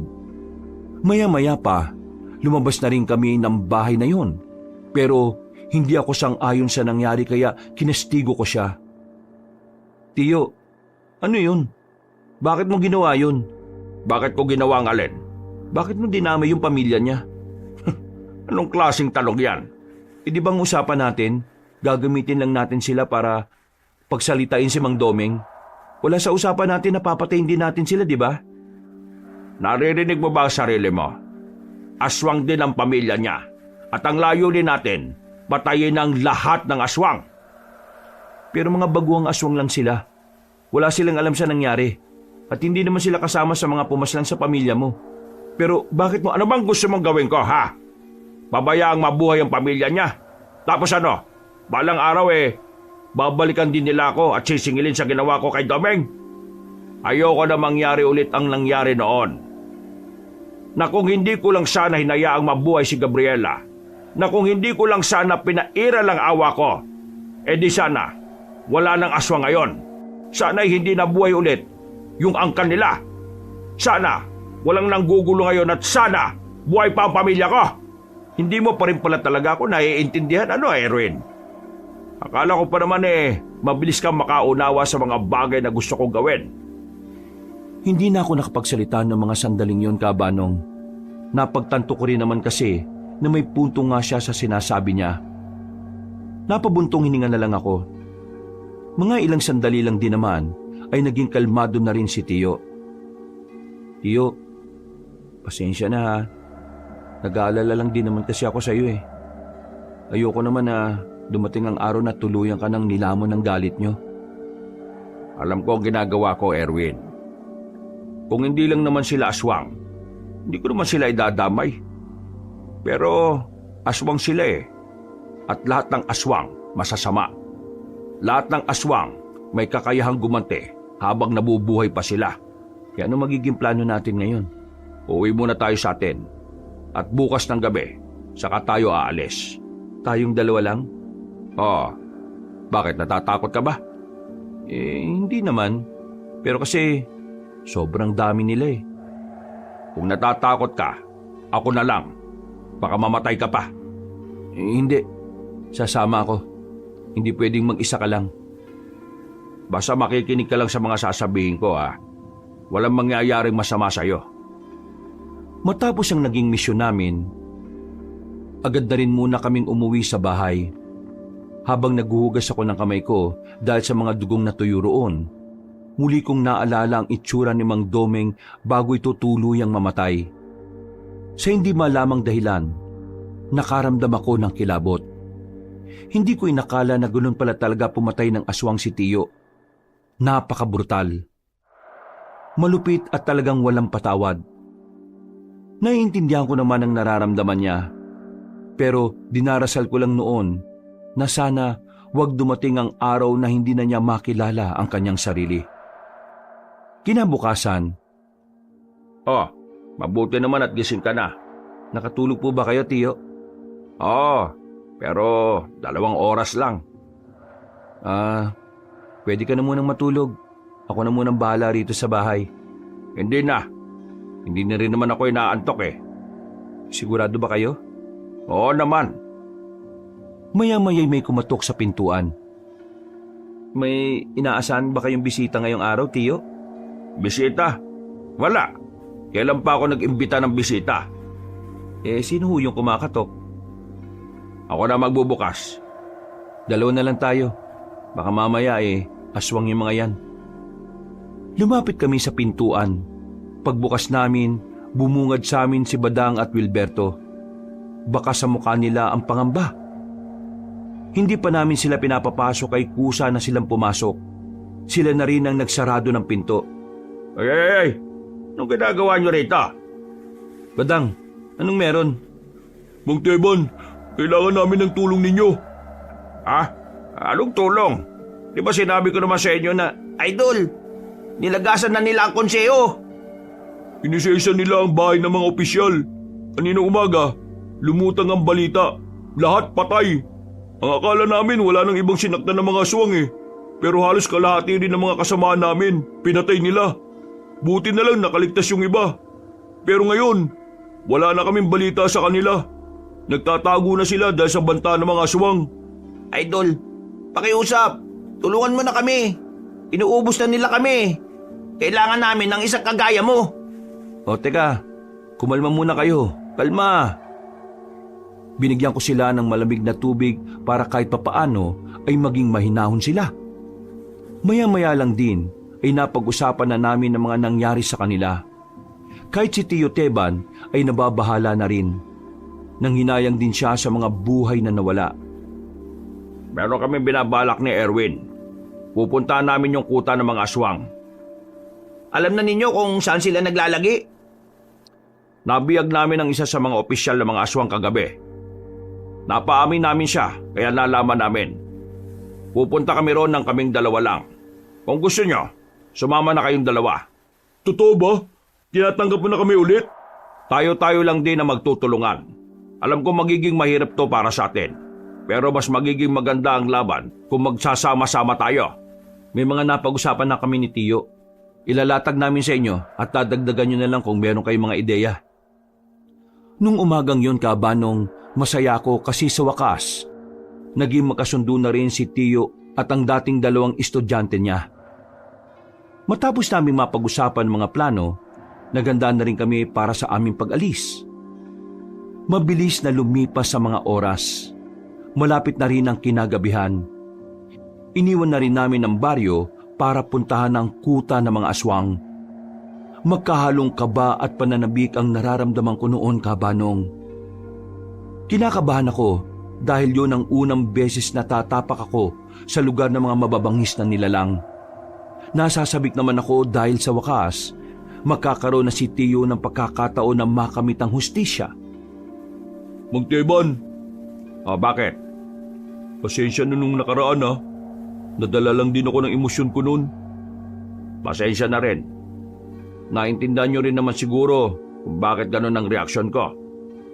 Naintindihan naman namin. Kilala ka naman namin eh. Hindi ka naman talaga ganun. Ang tao kapag nasasaktan, nagbabago talaga. At saka, idol ka pa rin namin kahit na anong mangyari.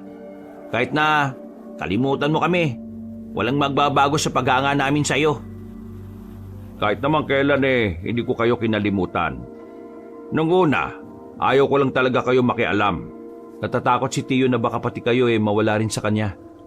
Kagaya ko, ayaw niya rin akong isama nung una Pero nagtiwala siya sa akin. At nagtitiwala na rin siya sa inyo ngayon. Basta ang gusto ko lang naman makikinig kayo sa mga sasabihin ko ha. Isang karangalan talaga na makasama namin ang pinakamaalamat at magiting na manunugis. Noon yon. Pero ngayon hindi na. Isa na lang akong simpleng manunugis na naghahangad ng hustisya para sa pamilya ko. At para na rin sa mga taong biniktima nila ngayon. Nang makita na namin ang lagusan, tinahak namin yun ng halos 10 minuto. Paglabas namin, natanaw na namin ang dalawang malalaking bundok na magkaharap. Sa puntong ito, mas lalong lumakas na ang kaba ko sa dibdib ko. Dahil kaunting minuto na lang ay mapapalaban na rin kami sa mababangis na nilalang. Yandaan niyo mga sarili niyo. Kaunting sandali na lang tatapak na tayo sa balwarte ng mga aswang. Ingatan niyo mga sarili niyo ha. Sa tunay na laban, mas prioridad natin bantayan ang sariling kaligtasan kaysa sa kaligtasan ng mga kasama.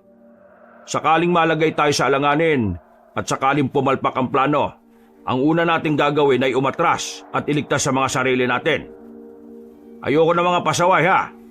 Ang laban na ito ay tungkol sa buhay at kamatayan. Ayaw kong mauna pa kayong mawala kaysa sa akin. Nakakaintindihan ba tayo?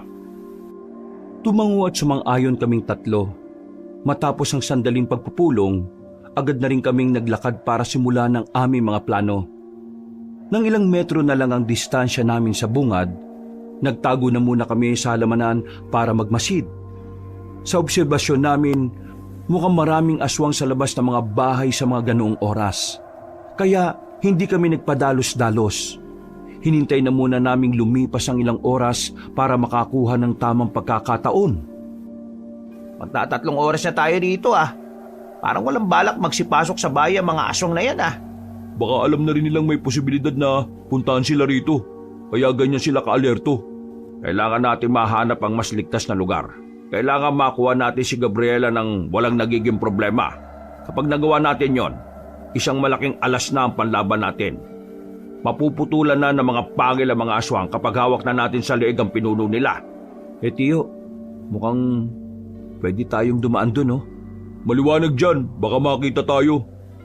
Kung bibilisan natin, walang makakita sa atin. Kesa dun sa kabila na medyo madilim, pero merong mga aswang. Hindi. Wala muna tayong gagawin. Dito muna tayo. Hintayin natin ang 3:00 ng madaling araw. Sa ganong oras, madalas nagpapahinga na ang mga aswang. Matagal-tagal pa pala. Pwede pa pala ako nito matulog. Gisingin niyo na lang ako kapag bakbakan na ha. Nakakaramdam na ako ng antok ng mga sandaling yon, Kabanong, pero nanatili pa rin akong mulat. Sinasamaan ko si Tio sa pagbabantay habang ang dalawa naman ay masarap na ang tulog. Mga ilang sandali lang, nakita na rin namin kumukonti na ang mga aswang na pagala-gala sa labas. Sinyalis daw yon na nagsisimula ng magpahinga ang karamihan sa kanila. Dahil doon, ginising na rin namin si Badang at Wilberto. Nang masiguro naming wala nang gaanong aswang sa paligid, gumapang kami palapit sa unang bahay. Pumasok kami sa silong. Sandali kaming nang batsyag. Nakita naming papalayo na ang mga aswang na nasa bungad. Kaya naman, nakakuha na rin kami ng tamang pagkakataon para tuluyan ng makapasok. Magteban, mukhang hindi pa sila matutulog. Parang may isang direksyon lang silang pinupuntahan, no? Oo nga, Tiyo. Para mga walang laman yung mga kabahayan na nadaanan natin kanini. Hindi kaya meron silang pagre-ritual ngayon? Yan ang malalaman natin. Sa ngayon, iisa-isay natin ang mga kabahayan para mahanap natin si Gabriela. Tiningnan namin ang paligid. Daan-daan kaming naglakad sa gilid-gilid. Bawat bahay na madaraanan namin ay sinilip namin. Pero bigo kaming mahanap si Gabriela. Hindi nagtagal, meron na kaming nakitang bahay na naiiba sa lahat. Simentado na yon at merong ikalawang palapag. Sa mga sandaling yon ay inakala naming nasa loob na noon si Gabriela. Nagmamadali na kaming lumapit doon. Pero laking gulat namin nang biglang may mga aswang na humarang. Noong mga oras na yon, palagay namin ay alam nilang naroon na kami. Parang pinaghandaan din nila ang pagdating namin kaya napalibutan na rin nila kami. Eto na hinihintay natin. Magteban, pinakagat lang yata nila tayo eh. Nandito na yan, palag-palag na.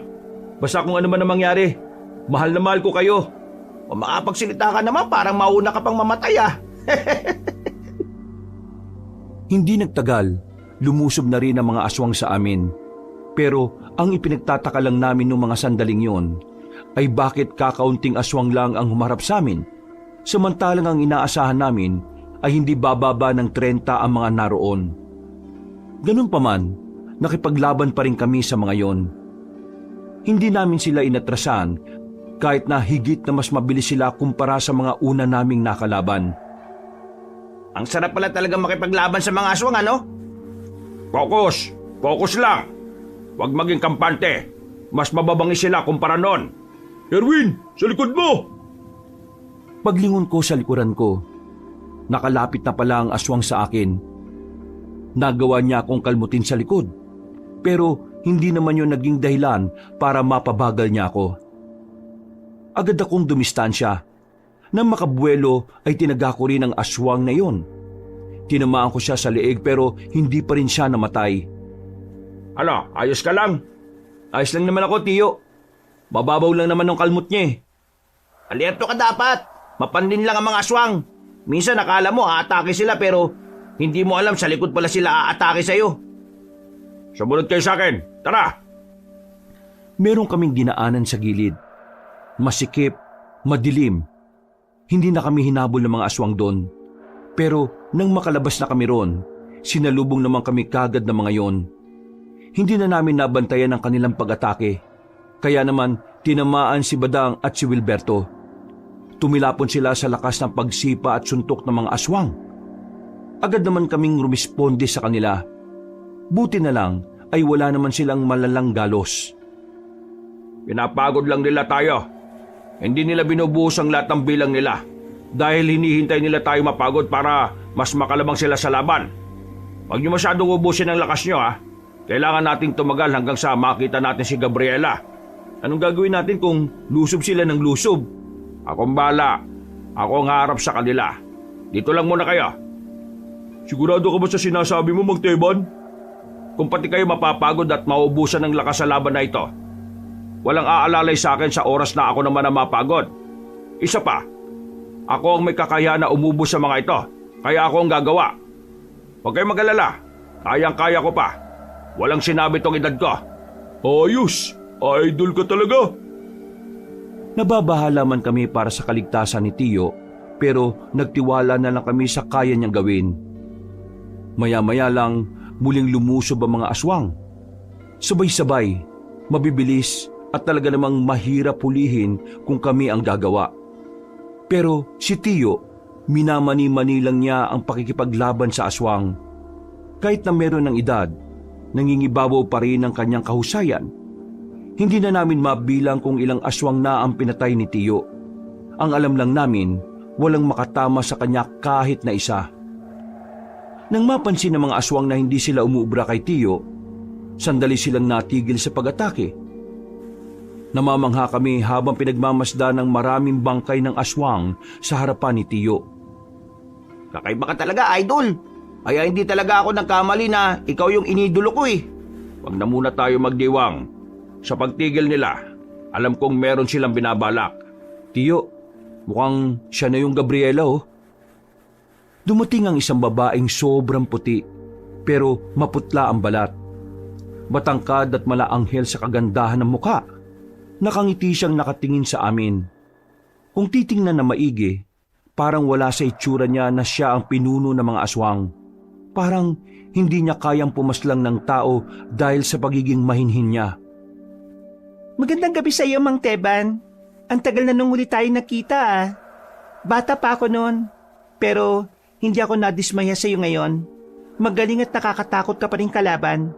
Nangako ka sa akin noon na kapalit ng kalayaan na ibinigay ko sa iyo ang pagbabagong buhay mo. Sinabi mong hindi mo tatahakin ang landas na tinahak ng mga kalahi mo. Pero sinira mo ang pangako mo.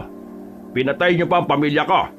Matapos mong lagasin ang buong lahi ko sa mismong harapan ko, hihilingin mo sa akin na mamuhay ako ng payapa. Alam mo ba kung gaano kahirap ang mamuhay ng araw-araw mong naaalala? Kung papaano pinatay ang mga mahal mo sa buhay? Nanggulong ang kan mo sa payapang buhay ng mga tao. Kung ano man ang ginawa ko, yun ay dahil sa pinangangalagaan ko lang ang kapayapaan ng sangkatauhan. Kayo ang unang nanggulo sa mga aswang, hindi kami. Bata ka pa noon, Gabriela. Ang alam mo lang na kwento ay ang naririnig mo mula sa matatandang aswang. Pero wala kang alam kung gaano karaming buhay ang kinuha nila sa mga taong wala namang kasalanan sa kanila. Ngayon, ipagpapatuloy ko ang nasimulan nila. Malaking pagkakamali mo na binuhay mo pa ako noon, Mang Teban. Hindi ka magtatagumpay, Gabriela. Marami ka pang dapat danasin bago mo pa ako mapatumba. Pagbabayarin kita sa ginawa mo sa mga tao, lalong-lalo na sa buhay ng pamilya ko na kinuha mo. Hindi ako magpapatalo sa iyo, Mang Teban. Kupas ka na. Hindi mo na magagawang talunin ng mga bagong sibol na aswang. Hindi na itong henerasyon na kayang-kaya mong ubusin. Huwag na tayo magdaldalan. Simulan na natin! Umalis si Gabriela at sinundan naman yun ni Tiyo. Susunod sana kami sa kanila pero bigla kaming hinarangan ng mga aswang. Wala kaming nagawa kundi ang kalabanin na lang din sila. Magkakatalikuran kami ng mga sandaling yon, Kabanong. Dahil sa ganong posisyon namin ay hindi magawang makalapit ng mga aswang. Unti-unti rin namin silang napapatay. Pero nakaisip ng paraan ng mga kalaban namin. Pinagbababaton nila kami ng kung ano-ano kaya napilitan kami magtago sa gilid. Wisit ng mga aswang to. May binabato silang tae. Ang baho! Ang bababoy ang putik. Kailangan natin silang libangin dito. Hindi pwedeng sumunod din sila kay Mang Teban. Tara, balikan na natin. Nang ibahin na namin ang estilo namin, ay hindi na rin kami binato ng mga aswang. Mano-mano na namin silang nilalabanan. Aminadong sa mga sandaling yon ay masyadong maliksi ang mga nilalang. Hindi na kami makatama. Palagi silang tumatulon at kung saan-saan gumagapang. Pero hindi kami tumigil. Hindi kami nagpatinag. Kahit na nahihirapan na kami, ay itinuloy namin ang laban. Hanggang sa unti-unti na nga naming napapansin na kumukonti na rin sila. Ano? Mga salot, kaya niyo pa ba? Konting-konti na lang mga pre. Ubusin na natin ang mga to para makasunod na rin tayo kay Mang Teban. Bilis! Sa aming pagpapatuloy, nagawa na rin naming talunin ng mga aswang. Wala kaming itinira kahit na isa. Sugutan na rin kami noon, pero kahit papaano, hinakaya pa rin naming makatayo. Palis na sana kami nang bigla na lang may isang aswang na humila sa paa ni Badang. Nakalmot si Badang sa tagiliran na naging dahilan para bumagsak siya kaagad. Agad naman naming tinuluyan ang aswang na yon. Badang, okay ka lang? Sakit! Alalayan ka namin. Hindi na. Itabi niyo na lang ako. Sundan niyo si Mang Teban. Bilisan niyo. Sigurado ka ba sa sinasabi mo? Oo, bilisan niyo. Kailangan niya nakasama. Bilis! Itinabi namin si Badang sa likuran ng mga drum. Mabilis naman kaming tumakbo ni Wilberto para sundan sila Tiyo. Nang makarating na kami roon, inabutan naming sugatan na si Tiyo. Habang ang aswang na si Gabriela naman ay wala pang galos kahit na isa. Tingnan mo nga naman, Mang Teban. May rumispondi pa para sa'yo. Kaya nga lang, makakasama mo lang din naman sila sa hukay. Bakit kayo narito? Hindi na sana kayo sumunod. Hindi ka namin kayang iwan, Tiyo. Sasamahan ka namin kalabanin siya. Oo nga, papayakin natin yung aswang na yan. Malakas siya. Mabilis niya. Nahirapan akong hulihin siya. Mabuti naman at inamin mo rin na mas malakas ako sa'yo, Mang Teban. Kaya kung ako sa'yo, isuko nyo na lang ang sarili nyo para hindi na kayo mahirapan. Kung itutuloy pa natin ang laban na ito, mas mararamdaman nyo lang ulit ang pait na kamatayan. Lo, magpahinga ka na muna. Kami na munang bahala sa isang ito. Hindi niyo siya kakayanin. Manood ka lang, Mang Teban. Kami muna. At ang lakas din naman ang loob nyo na humarap sa akin. Tingin nyo ba ay makakapalag kayo sa akin? Kung ang matandang yan nga na itinuring na dakila ay wala ring magawa. Huwag ka muna masyado masaya, Gabriela. Hindi pa tapos ang laban. Dahil habang humihinga pa kami, hindi ka pa nananalo. Kung sa bagay, may punto ka rin naman. Kaya sige, simulan na natin to. Noong mga oras na yon, aminadong kabado kami pareho ni Wilberto. Pero wala kaming ibang magagawa kundi harapin si Gabriela. Nang sa ganon, magkaroon ng sapat na oras si Tiyo para pag-aralan ng mga kilos ng babaeng aswang. Hindi nagtagal, lumusob si Gabriela sa amin. Sinubukan namin siyang tagain. Pero nailagan niya lang yon. Nahablot niya ako sa kamay. Nagulat na lang ako nang maramdaman ko ang malakas na suntok niya sa sikmura ko. Sa sobrang lakas, sumuka agad ako ng dugo. Hindi naman nagsayang ng oras si Wilberto. Lumusob siya kay Gabriela. Pero sa kasamaang palad, tumilapon lang din siya sa gilid.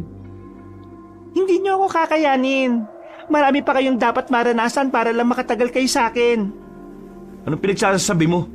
Tingin mo susuko na kami kagad sa atake mong yon? Nagkakamali ka! Sinakal ako ni Gabriela. Itinaas niya ako sa ere. Pero lumapit naman si Wilberto sa kanya. Tinaga siya ni Wilberto sa hita. Sa pagkakataong yon ay nabitiwan agad ako ng babaeng aswang. Sinamantala ko rin ang pagkakataon na wala na siya sa tamang posisyon. Tinaga ko rin siya sa hita.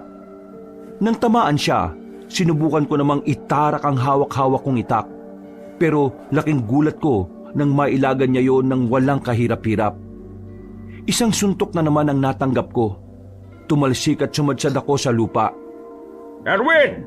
Mang Teban, ituloy na natin ang laban natin. Wala naman ako mapapala sa dalawang ito eh. Nagsasayang lang ako ng oras sa kanila.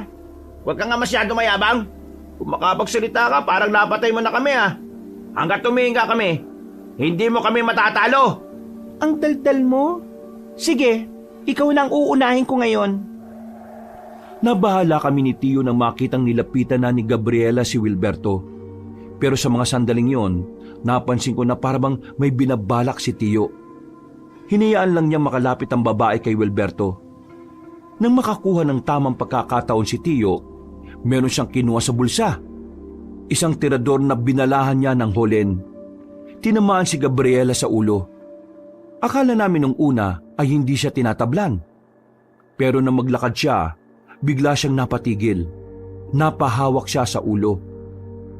Ulo lang ang kainaan ng mga aswang, kaya umanda ka sa akin. Habang nakakaramdam pa ng hilo si Gabriela, hindi na sinayang ni Tio ang kanyang pagkakataon. Iika-ika siyang lumapit kay Gabriela at agad yung sinaksak gamit ang itak. Bagyang nakailag ang babaeng aswang kaya sa bandang balikat lang ito tinamaan. Nang hugutin ni Tio ang katana ay sinubukan niyang patamaan ulit ang babaeng aswang. Pero sa mga sandaling yon ay nagawa na nitong makailag. Magaling! Magaling ang ginawa mo, Mang Teban. Pero hindi mo na mauulit sa akin ang parehong mong taktika. Kaya humanda ka ngayon. Ako naman ang aatake. Mabilis na paggapang ang ginawa ni Gabriela. Nanatili namang nakatayo si Tio. Nang malapit na sa kanya ang babae, bigla niyang kinuha ang kanyang latigo. Hinigupit niya si Gabriela. Tinamaan naman yun sa katawan na naging dahilan para mapatras niya ito ulit.